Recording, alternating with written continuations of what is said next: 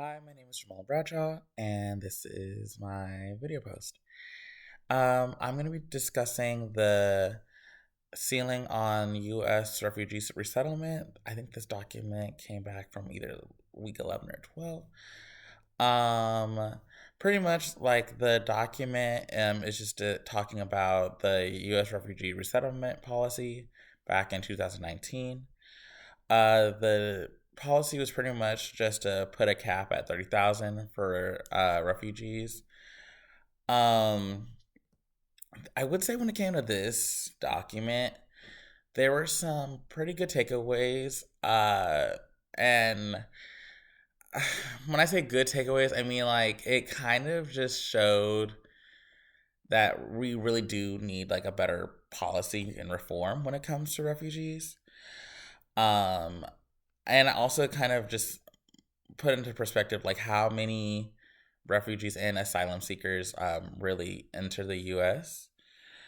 Um, we learned that about like 68.5 million people are displaced globally, which honestly like is a crazy number to think about, and to think that like we as a country we don't have always the resources to even help uh, that many people.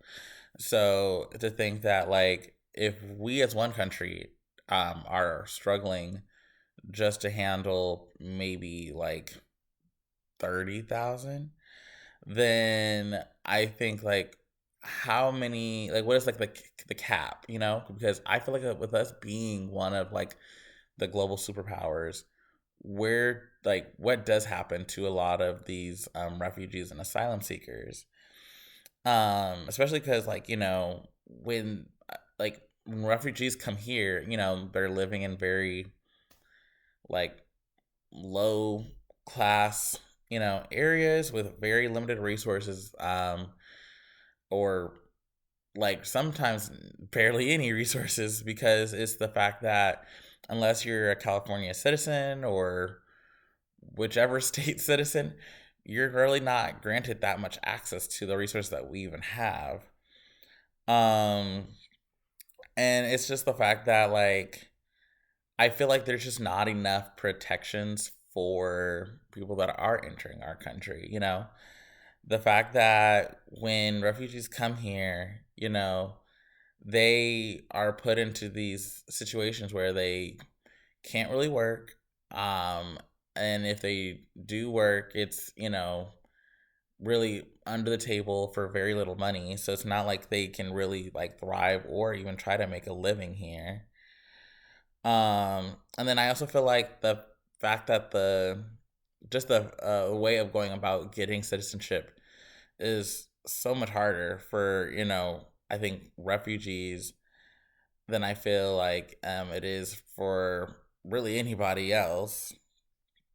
And that's something that I feel like we need to really start addressing, because I think in like similar cases to immigrants, yes, it's the fact that like people want a better life, but I think with refugees and asylum seekers, it's like they're literally coming from situations where it's like not it's not even healthy for them to be where they currently were, or even safe. The fact that most of them are facing like an economic depression or even fleeing from war.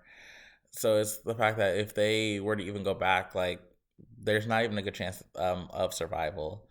So I feel like after reading this document, it really does like show that we need to come up with a better policy to handle the crisis.